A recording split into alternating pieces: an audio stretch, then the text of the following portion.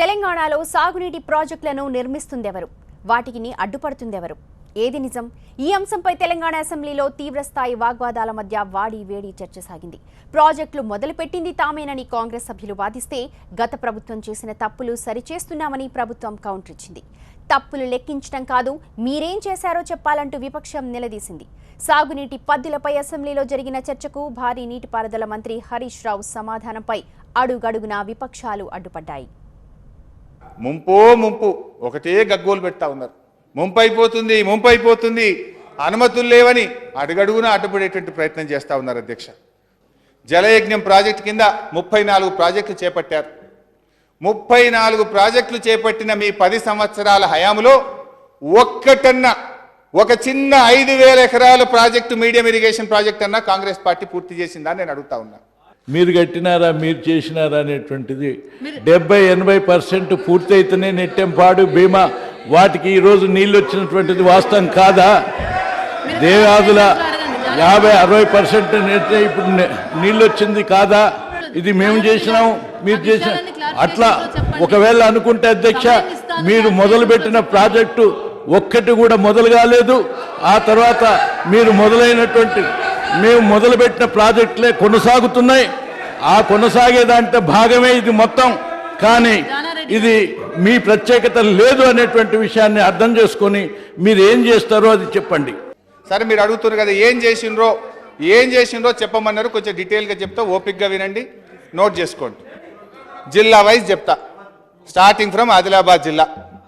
1000 ఎకరాల భూసేకరణ కావాలి, డబ్బులు లేవు, భూసేకరణ జరగక ఎవరు పట్టించుకోక ఇవి ఆగిపోయినాయి అంటే, ఆ రోజు అక్కడ మాట ఇచ్చొచ్చి 100 కోట్ల రూపాయలు ఇస్తామని చెప్పి గౌరవ ముఖ్యమంత్రి గారితో మాట్లాడి వారం రోజుల్లోగా ఆదిలాబాద్ కలెక్టర్కు 100 కోట్లు ఇచ్చినాం. జీవో 123 ఉండడం వల్ల భూసేకరణ పూర్తి చేసి కాంట్రాక్ట్లన్నీ రద్దు చేసి ఫ్రెష్ టెండర్లు పిలిచి సంవత్సరంలోగా వాటిని పూర్తి చేసి 79,000 ఎకరాల కొత్త ఆయకట్టును ఆదిలాబాద్ జిల్లాలో తీసుకొచ్చినాం. ఈ విషయం వాస్తవమా కాదా తెలుసుకోండి. పాలమూరుకు జలకళ అంటున్నారు. పాలమూరుకు జలకళ ఎవరు తీసుకొచ్చారు అధ్యక్ష? పాలమూరుకు జలకళ తీసుకొచ్చింది కాంగ్రెస్ ప్రభుత్వంలో ఉన్నప్పుడు చేపట్టిన ప్రాజెక్టుల ద్వారా. అధ్యక్ష అరుణ గారు, దయచేసి మీరు ఇట్లా అడ్డుపడద్దండి. మహబూబ్ నగర్ జిల్లా ప్రజలకు తెలుసండి. మంగళ హారతులు పట్టింది ఎవరో, మహబూబ్ నగర్ జిల్లాకు నీళ్లు ఇచ్చింది ఎవరో మహబూబ్ నగర్ ప్రజలకు తెలుసమ్మా. దయచేసి కూర్చోండి. ప్రతి మాటకు వాళ్ళు చప్పట్లు కొడుతుంటే ప్రతి మాట అసత్యమని ఇక్కడ కూడా కొడుతుంటే ఈ విధంగా కొట్టుకుంటూ ఆఖరికి బయటికి వెళ్ళిపోదామా? ఇది కంట్రోల్ చేయాలన్నా వద్దా అధ్యక్ష? సుమారు ఈ ప్రాజెక్టులన్నిటికీ 1,60,000, సుమారు 2 లక్షల లోపున ఇవాళ ల్యాండ్ అక్విజిషన్ చేసి ఉండకుంటే ఈ ప్రాజెక్టులు అడుగు ముందుకు కదిలేయా? మీరందరూ ఒక్కసారి ఆలోచించండి ఇప్పుడున్నటువంటి పరిణామాలు. అంచేత గత ప్రభుత్వాలు ఏమి చేయలేదు అని అంటే ఈ ప్రభుత్వం యొక్క పునాది గత ప్రభుత్వం మీద ఆధారపడి ఉన్నది అనేటువంటి అంశాన్ని మీరు గుర్తుంచుకోవాల్సినటువంటి అవసరం ఉంది. గౌరవ సభ్యురాలకు ఒక 2 నిమిషాలు సమయం ఇచ్చి పూర్తి చేయించండి.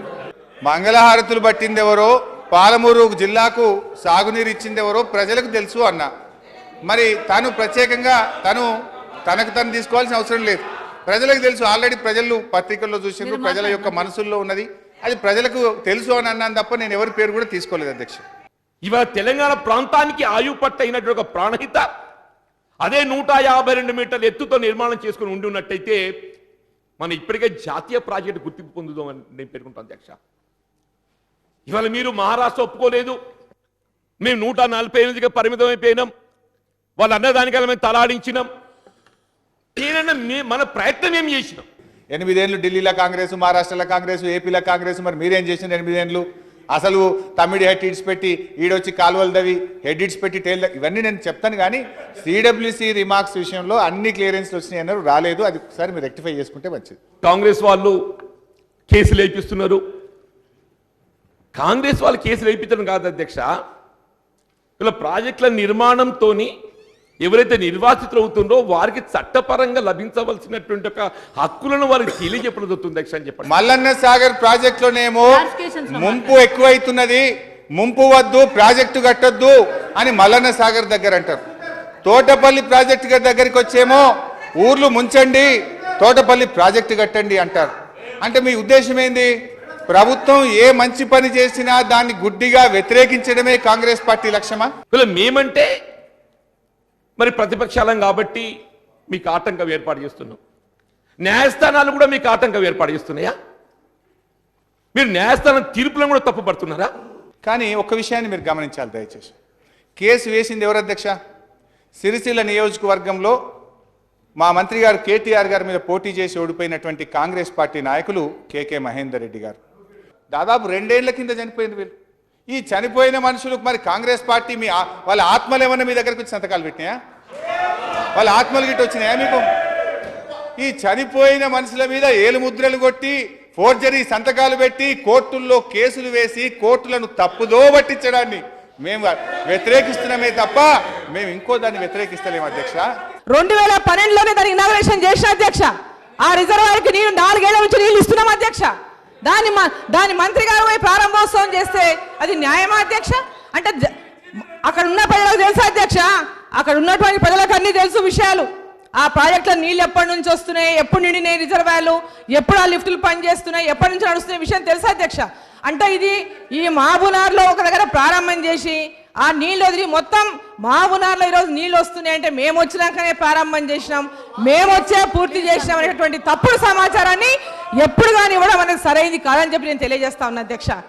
ఇప్పుడు కూడా తిడితే మమ్మల్ని తిట్టుంది కానీ దండం పెట్టి చెప్తున్న మా అరుణక్కకు కాంగ్రెస్ పార్టీకి తప్పుడు కేసులు తప్పుడు వివరాలతో కేసులు వేసి ప్రాజెక్టులు ఆపకుంది. మీ దయ ఆ ప్రజల ఉసురు పోసుకోకుంది. మమ్మల్ని తిట్టుడు ఎంతన్నా మేము పడతాక 100 తిట్టు తిట్టా నేను పడతా దండం పెడతా.